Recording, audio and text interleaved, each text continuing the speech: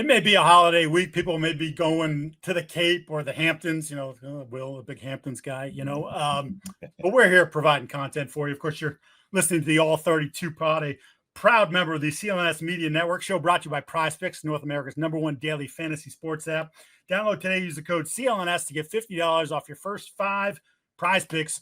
Run your game. He is Will Parkinson. I am Mike Giardi. What I wanted to do for this show, and it's let's just call it loose, offseason moves that are moving the needle for a handful of teams in the league. And we'll just kind of bounce back and forth. And it's not necessarily like, oh, this makes them a Super Bowl contender, or, oh, this guy is going to turn around their fortunes. It's just, hey, based on what's happened here in the spring, sort of the tenor and the vibe that you're getting from the various teams and cities that we're talking to people in, like, you can feel a certain shift.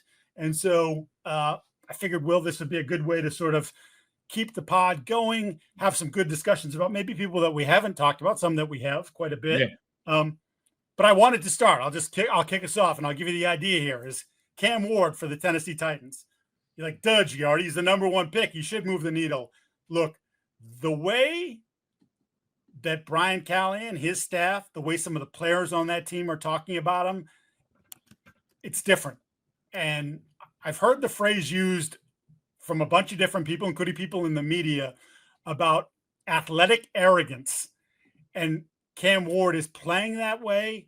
He's bringing a swagger. I know Will Levis had his brief little 15 seconds of fame for them, but like not nearly as physically talented and certainly not nearly as athletic as Ward is. And it just feels like after searching for a few years here to kind of move on from the Vrabel, Tannehill, Derrick Henry, whatever that was pretty successful for 3 years, that maybe they found the guy that's going to lead them into the next, 10, 12, 15 years at quarterback, assuming, again, that they have the right coaching around him, which, the jury's still out on Brian Callahan. But it feels like it has a chance to be a good match here, and it feels like Ward has the confidence and the swagger that's necessary to be the franchise quarterback for Tennessee. Yeah, 100%. I think he, again, he's at worst, he's a league pass guy. It's like it'll move the needle. Great. It's a great way to describe him. Will Levis was watchable. If you like watching absolute chaos, Cam Ward might be chaos as well, but he should be able to move the needle. They should be a team that I think we talked a lot about it when we were talking about the, best case, worst case with Cam Ward is, hey, can the Titans find a guy where you feel really good about him going in next year? And I think, again, he should be able to move the needle of, we're going to know what Brian Callahan is. We're going to know what some of the things around the Titans are very quickly. When it comes to Cam Ward, I was going to start coach, but I'm going to go another quarterback. I went with Geno Smith, in the with the Raiders. I apologize. All due respect to Aiden O'Connell, other guys like that. Geno is a guy who Gardner Minshew. That was the quarterback competition last year. Boy, that's rough. Derek Carr throwing picks everywhere for the years before that. He might be the biggest empty stack guy. He's the Michael Porter Jr. of quarterbacks. It's like, as a Nets fan, love the unprotected first round picks. Don't love the idea of Michael Porter shooting the ball 40 times a game. Enjoy that. I won't. No, I went with Geno for a couple of reasons. One, I think we just mentioned it. What the bar was quite low. Obviously, I think I'm higher on the Raiders maybe than most people, and that I'm not necessarily maybe a good thing. We'll see. But how can you not say a guy who's a Pro Bowl level quarterback? He doesn't mean he's an all-pro level quarterback. There's a huge difference, as I think the smart fans understand, especially at that position. But he's giving them some security and raising the floor so much that it's hard not to say he's moving a needle. Like of all the moves, he's the guy who I feel like one of the highest floors you could possibly have of any quarterback really in the league, let alone what they were coming from. So he's got a guy, a guy that you're going to get to, I'm sure, in a second. The combination of them, I think, they both move the needle at the two most important positions in the sport, head coach and quarterback. So I know it's cheesy to go with quarterbacks 1 and 2, but it's really hard not to go with quarterbacks 1 and 2 here. Yeah, I mean, we've talked about Smith a ton I'm a fan. He's really developed into a good football player. Again, not great, although he has great moments. And there are some moments where you're like, "Oh my God, what did you just do?" But he has someone who believes in him, and that's where I'm going. As you just hinted, Pete Carroll. I think their roster still needs work, but I think Pete has put into place a winning program. He's done it wherever he's been. Even in the the 1 year with the Jets, like he kind of knew what he was doing. He was young. It may have been a little soon for him, but like there were pieces of what he put down that eventually he continued later on that I think grew roots for him, especially in Seattle, but obviously USC prior to that. It was a curious hire at the time, considering some of the names they were going after. Obviously, Ben Johnson, big on that list, Tom Brady pursuing him. But like, I think Pete raises their floor. And I think you start to talk about the combination of Pete with Geno, who he believes in. You draft Genty, so now he has his Marshawn Lynch clone there at running back. Um, we're big, both of us like Besh. Yeah. Like Jacoby Myers. Brock Bowers, one of the best, if not he is the best receiving tight end in the league. If they can get Christian Wilkins healthy, and by the way, he's still walking around with a boot, which has got to be concerning here, in June, July, that he's still in the boot. But like you start to look at that defensive front with him and Crosby and Kuntz, like there is potential for them to be a legitimate playoff contender this year. In fact, I would be surprised if we're into December and they're out of the mix. Like I think they're going to be, and if I had to today say who is making the playoffs, I think I would put money on the Raiders to make the playoffs. So to me, Pete and that marriage makes a lot of sense.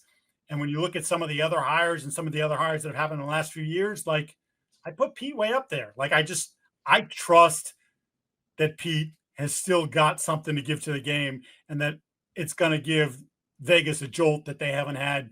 Well, since Bisaccia was the interim coach, right? Like whatever that was. And I know they got a little boost from Antonio Pierce as the interim coach as well. But like he's this times 1,000 for those guys because there's just way too much football knowledge. Yeah, no, I'm on the same page with you. I'll go to a coach next, as well, and I'll kind of stick in my backyard. It's hard not to think the upgrade of that. We don't know if Aaron Glenn's an upgrade. I should say that first and foremost. I think he will be a huge needle mover, and we talked about culture, on Tuesday's episode. But it's hard not to feel like the culture is different. They got to win games. That they do, because culture fades very fast when you start sucking. Like it is. When you start losing games, culture goes out the window. But good cultures usually can kind of hold firm like a lot longer, obviously. And it's hard not to think Aaron Glenn's going to be a needle mover here. I just have a hard time believing he's not going to be successful at this.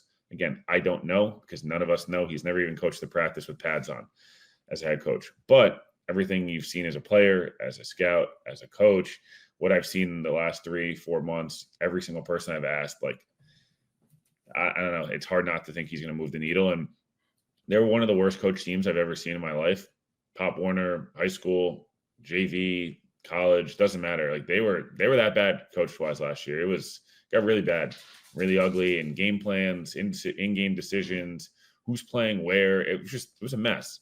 So to me, it's hard not to think he's going to move the needle. And as I'm sure one guy you're going to get to as well, there's a couple coaching hires that at worst, the guys they're following, Robert Saleh, whatever was going on in Vegas, potentially maybe a Gerard Mayo shout out here in a second. Like they were the worst coaches in the league last year. And these guys at worst are going to be very high floor. I don't know the ceiling specifically with Vrabel because he's the one guy who either is not new and hasn't won.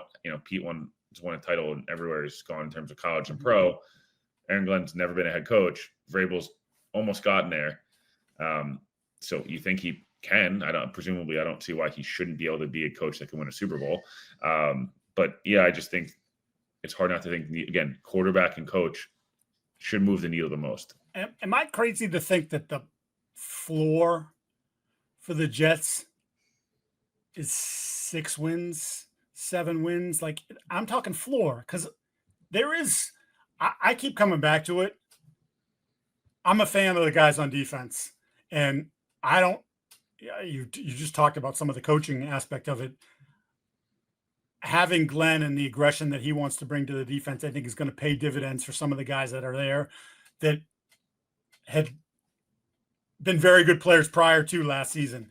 Yeah. So for me, I look at them and say their defense should be good enough where they're in every freaking game. And there's going to be a few games where they just take over a game and they win you the football game. So then it comes back to, again, what can you get out of the offense, in particular Justin Fields? I know they keep talking about letting Justin, he wants him to be a quarterback, and it hasn't.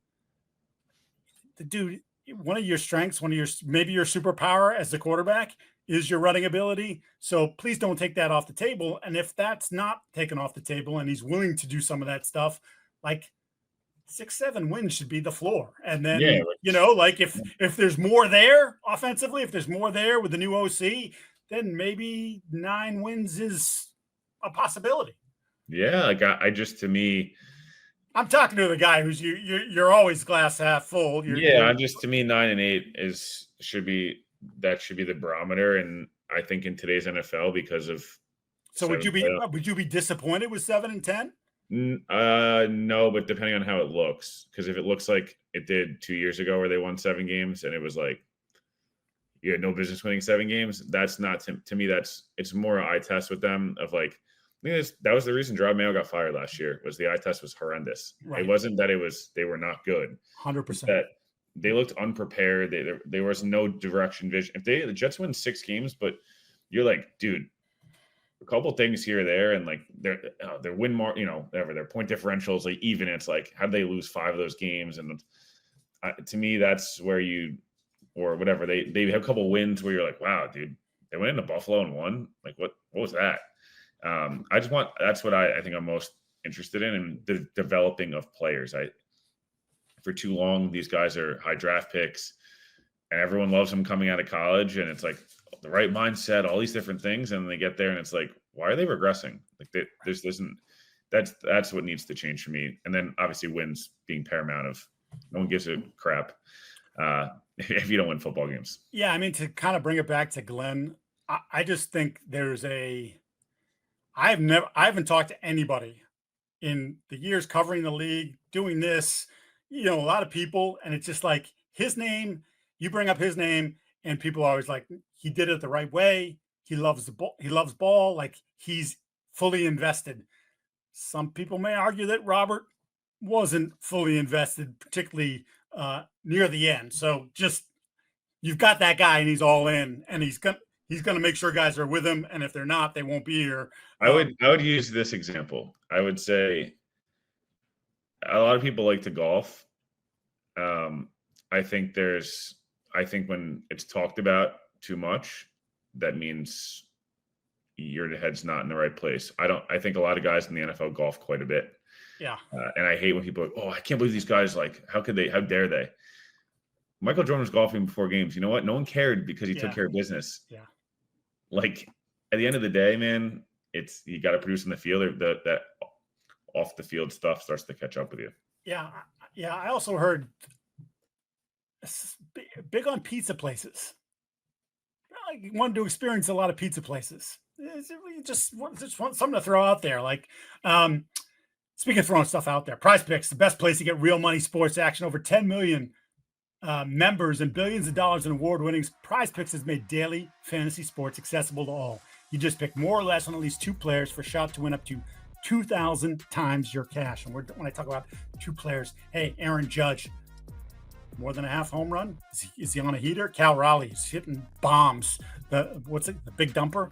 Is that his nickname in Seattle? WNBA action. You can really cross all kinds of sports here. So just download the app. Use the code CLNS to get 50 off your first $5. Again, use the code CLNS to get 50 off your first $5. Prizepicks.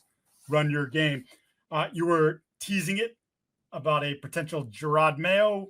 Yes, Mike Vrabel. We've talked about it quite a bit. I'm not going to spew on for 5 more minutes about Vrabel, but to me, he is one of the guys that clearly has made an immediate impact on the program here in New England.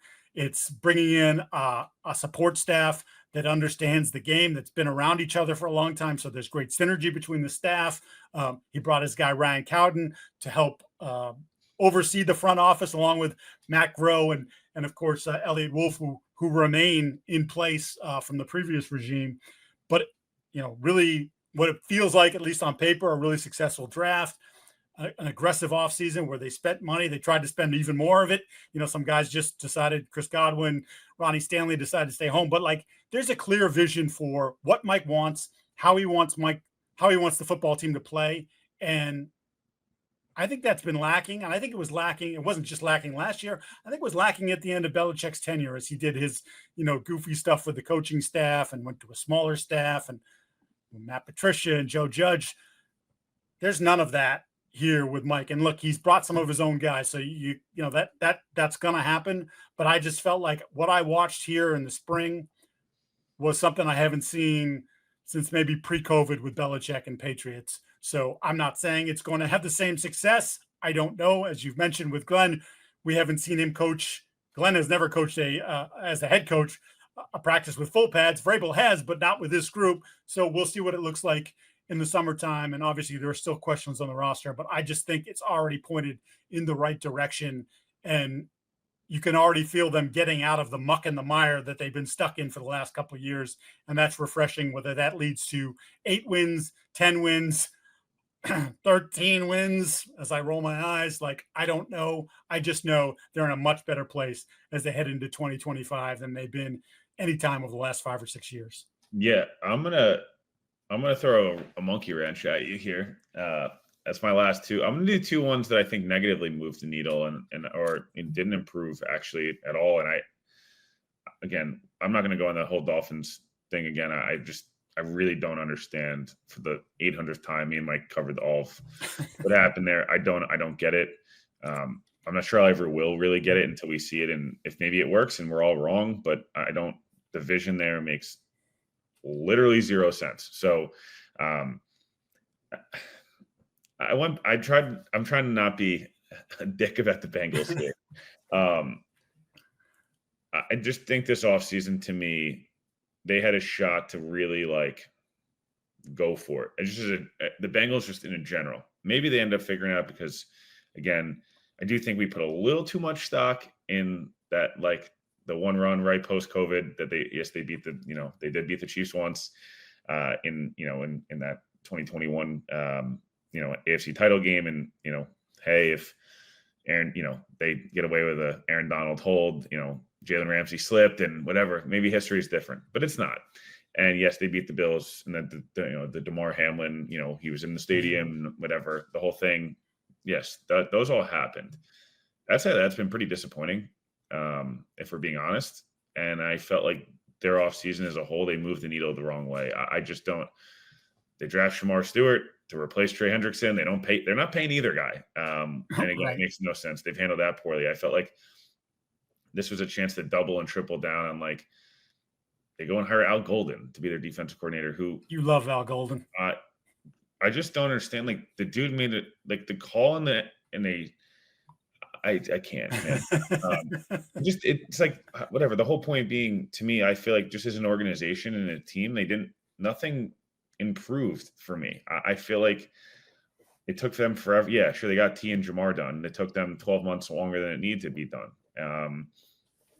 Joe hasn't started getting paid yet, and this is where they can start. He's really getting paid now, and I don't know if they miss the playoffs again. I wanted to kind of we talk so much about the Dolphins and these other organizations. The Bengals, I just don't figure it out.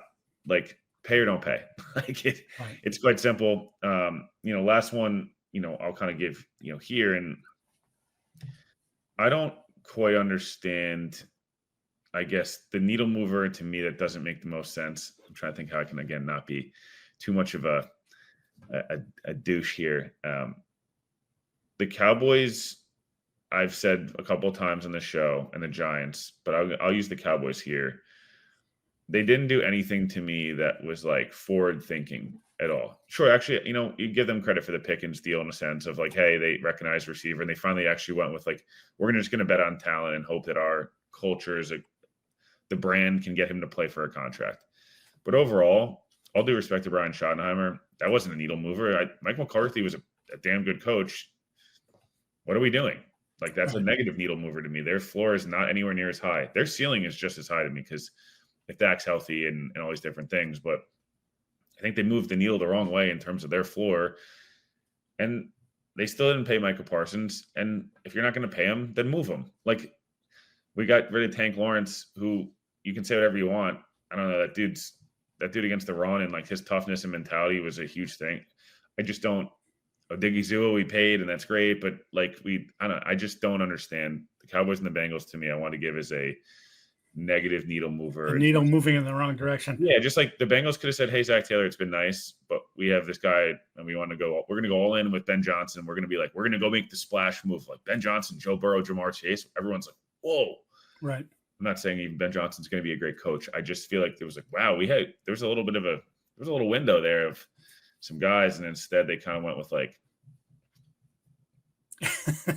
that's kind of what I feel like. That's why the needle for me is moving down. And both teams could totally win their division because their quarterbacks are that good, because their receivers are that good, and these different guys. Those teams also could bottom out again, and bottom out pretty bad if those guys who get hurt a lot get hurt more, and those coaches, I know, I'm not a huge believer. So I'm gonna end on a positive note because everybody knows I'm Mr. Positive. No, yeah, you're the positive guy on the negative guy. Yeah, totally. I'll give you a couple names here. I'll start in Washington. Laremy Tunsil. It was a big trade. Didn't require giving up a first. I contemplated Houston's O-line as just an entire needle mover the wrong way. So. Yes, a needle mover / quarterback killer. We don't know that Tunsil. The best of Laremy Tunsil may have already happened. And last year, there are some metrics that measure offensive line and offensive line play that would tell you it wasn't his best year, and that maybe he has hit that level. He's not always been the most well-conditioned athlete. Yet, when I look at Washington's situation, they identified we've got the rookie quarterback, or the quarterback now again during his second year, who's on the rookie deal. And we went by with a third round, fourth round left tackle last year. We're going to kick him inside or have him compete for right tackle, but we're going to invest in Tunsil, and we're going to take a shot with this. And when you looked at their roster and sort of maybe some of the weaknesses in it, that was a spot that, hey, they got decent play out of a rookie, but like, I don't think anyone thought that's the long-term vision. So to me, investing in him definitely pushes it in the right direction. And again, we'll see whether he gives them, old school Laremy Tunsil performance. But even if he gives them the Laremy Tunsil of last year in Houston, it's still an upgrade over what they had. So to me, I don't know about the long-term viability of Laremy Tunsil there, but in the short term, it made a lot of sense to me, and it should help them out. And then the last one, two names that nobody really talks about, because quite frankly, nobody really wants to talk about guards and centers. But I'm going to throw it out there because I think what the Vikings did in the offseason was they had this awesome year, and obviously it fell off the wagon there. They fell off the rails the last couple of weeks, and they lose in the playoffs, the odd playoff game in Arizona because of the LA situation and the fires and all that. But they said, we're going to have essentially a rookie quarterback in J.J. McCarthy starting for us because he obviously wasn't around for most of last year after the injury. And they went and invested in Ryan Kelly, veteran center from Indianapolis, and Will Fries, veteran guard out of Indianapolis. Two guys who obviously have a previous relationship, get along really well, bigger, more physical. They want to take some of the load off the quarterback, the young quarterback. They want to run the ball better. They have Aaron Jones, who is he's a good back. He gets hurt a little bit, but they traded for Jordan Mason as well out of San Francisco. They have Ty Chandler as their third back, so that's not a bad place to be. But to me, no one's going to look at it because it's not sexy, but I like the idea. I like both players. Obviously, Fries has a lot more left in the tank than Kelly does because he's younger, but like there's a physicality to them that should add an element to that group that they were lacking last year. Not a tackle. O'Neal and Darisaw, both really good people-moving tackles, but these two guys in the interior give them a little bit more juice, a little bit more punch, and maybe when you get into January and you're in these spots in the playoff game and you want to control the ball a little bit, they feel like they have guys that can do that. So again, not the sexiest. People are going to roll their eyes. Giardi, Lehman, a guard in the center, but I really like the combination of the two there, and I like the idea of what it could bring to that football team if, again, they can get the best out of both of them, which Kevin O'Connell has had a habit of getting the best out of pretty much anybody that you plug into that offense. Yeah, I had, you know, kind of the interior defensive line of Minnesota circled. One random one that's no one will talk about as a needle mover. Everyone will assume with the Rams, I would say Devontae Adams, et cetera. The one spot I feel like the Rams were light last year was interior defensive line. Puna Ford was one of those weird, like, I know we're taught we went from we went all over the place, like quarterback coaching to like, yeah, you know, situational interior defensive lineman. But Minnesota, I feel like, and then the Rams both, you know, as we wrap here, like, I feel like both of them are a little light in the pants, you know, against the run in those like kind of tough. We saw it in the playoffs and we saw it at the end of the regular season. Both those teams kind of needed just a little more. And I felt like they both addressed it, whether it's Jonathan Allen, whether it's, you know, bringing Harrison Smith back for Minnesota, of just like, hey, we are all in, like that. We talked about Pittsburgh earlier in the week. We are all in. And again, you know, it was just Puna Ford. I was just thinking of it today. I'm like, the Rams got better at spots they needed to get better at, which I think everyone should do, but they actually accomplished it, you know, wide receiver 2 and these different things. Yeah, it's an interesting one. And there are a lot of those sort of guys that you don't talk about that move in the offseason. Then you're like, hey, he's been good in the league for a long time. Puna Ford's done some good things in this league. Again, it's a situational type player, but to your point, like, they struggle against the run, particularly against the Eagles. Like, I see someone that gives them a little bit more power against that Eagles front. For those of you listening to the show, we ask you to subscribe to the podcast, like and leave a review. And for those watching the show on CLNS, go ahead, hit the like button, subscribe to the Patriots Press Pass YouTube channel. You can find our show and others that cover the Patriots and the league. Also, please make sure to turn on notifications so you know the instant a new video drops. He is Will Parkinson. I am Mike Giardi. Have a great holiday weekend, and we will see you next week.